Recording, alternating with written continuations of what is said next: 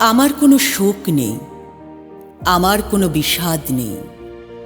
হে কুরুবৃদ্ধগণ, আপনাদের নীরবতায় আমার কোনো ক্ষোভ নেই। পিতামহ ভীষ্ম, ক্ষমা করবেন, আপনাকে প্রণতি জানাবার স্থিরতা আজ নেই। আর কর্ণ, তোমার জন্যে ঘৃণাও বড় বেশি মনে হয়।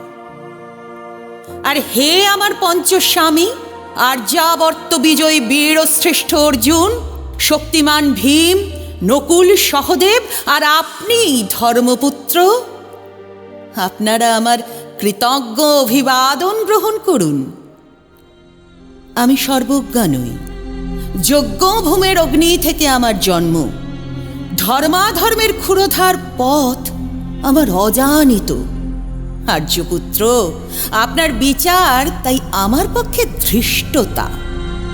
আপনার কোনো বিচলন নেই, আপনার ধর্ম আপনাকে রক্ষা করেছে বিকার থেকে। কৃতজ্ঞতা জানান সেই ধর্মকে।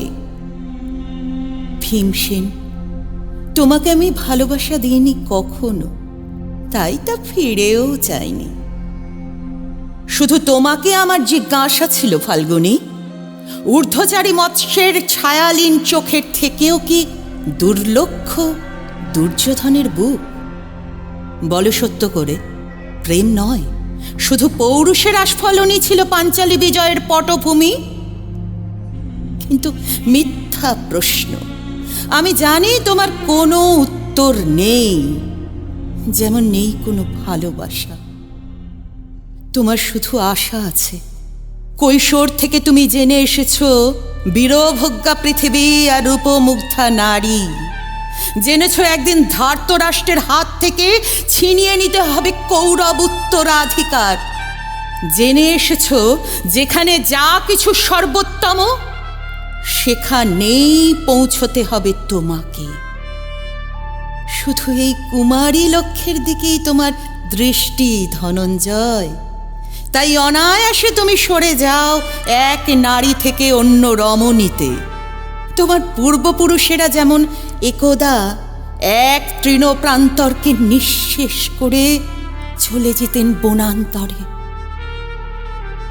এই দ্যুত সভায় দাঁড়িয়ে আমাকে জানতে হলো নারী শুধু কয়েক প্রহরের বিলাস সঙ্গিনী।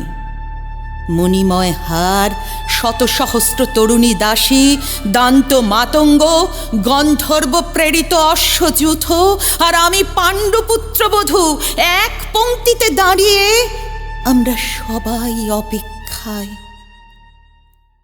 পিতৃগৃহে যেমন দেখেছিলাম আহিরিনীরা দূর গ্রাম থেকে নিয়ে আসে তাদের পশুরা, আর তার উপর ঝুঁকে পড়ে লুব্ধ ক্রেতার দল, আমাদের ব্যবহার করার জন্যে তেমনি উন্মুখ হয়ে আছে যারা আমার পতির আত্মীয়। আর আমাকে আমাদের বিলিয়ে দিচ্ছেন যারা, তারা আমার পঞ্চস্বামী। বিবাহের মঙ্গলসূত্র হাতে বেঁধে যারা একদিন আমার ওপর নিয়ম সিদ্ধ করেছিলেন তাদের অধিকার। না, শুধু এই রত্নমণ্ডিত সভাগৃহেই নয়, আরো আগে আমাকে জানতে হয়েছিল আমার কোনো বাসনা নেই, নেই কোনো নিজস্ব ইচ্ছা। অর্জুন, প্রথম দেখার মুহূর্তে আমার হৃদয় দিয়েছিলাম তোমাকে, অথচ আমার শরীরকে প্রথম আলিঙ্গন করলেন ওই মহাভাগ, যার খ্যাতি ধর্মপুত্র বলে। ইন্দ্রপ্রস্থের সৌধ শিখরে যখন আছড়ে পড়ত নববর্ষার জলধারা, যখন আমার কামনা ছুঁতে চাইত তোমাকে, আমার অনুৎসুক দেহকে তখন আকর্ষণ করত অন্য কেউ, যে আমার স্বামী। বসন্ত রজনীতে কিংসুকের প্রমত্ত উল্লাস মুহূর্তে তোমার ব্যাকুল বাহু টেনে নিত আমাকে নয়, অন্য কোনো যুবতীকে। বারে বারে আমাকে সন্তানবতী করেছে পুরুষ, কিন্তু তারা প্রত্যেকেই আমার আকাঙ্ক্ষিত নয়। কোনো প্রার্থনা নেই আমার।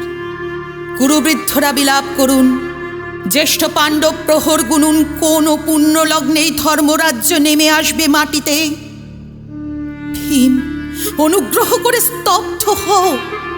নকুল সহদেব, বিচ্যুত হয়েও না অগ্রজের প্রতি অটল বিশ্বাসে। আর অর্জুন, অন্তঃপুরে যাও, সেখানে তোমার জন্যে স্নিগ্ধ শরীর সাজিয়ে রেখেছে তোমার কোনো প্রেয়সী। শোক নয়, লজ্জা নয়, এই রাজগৃহে দাঁড়িয়ে আমি জানলাম প্রেম নয়, শ্রদ্ধা নয়, অধিকার নয়, নারী শুধু প্রয়োজনে। জানলাম এখানে কোনো ভেদ নেই ধর্মপ্রাণ যুধিষ্ঠির, শক্তিমান ভীম, প্রেমিক অর্জুন আর লোলুপ ধৃতরাষ্ট্র নন্দনদের মধ্যে। প্রতিকার চাইছি না। যা শুধু বিলাসের, সেই বস্ত্র ছিনিয়ে নেয় যদি কোনো দুঃশাসন নিক, আমি কাঁদছি না। চারপাশে ভাসানের ডিঙায় পশুদের উদ্দাম নাচের ভঙ্গি আমি দেখছি না। চারপাশে ক্লীবদের অক্ষম বিলাপ আমি শুনছি না। ধনুর্বাণ নেই, আমি ফিরিয়ে আনছি আমার জন্মের স্মৃতি, যজ্ঞের আগুন। দ্রৌপদী নই, নই পাঞ্চালী, নই ভরত কুলবধূ, আমি কৃষ্ণা, যজ্ঞাগ্নি সম্ভূতা।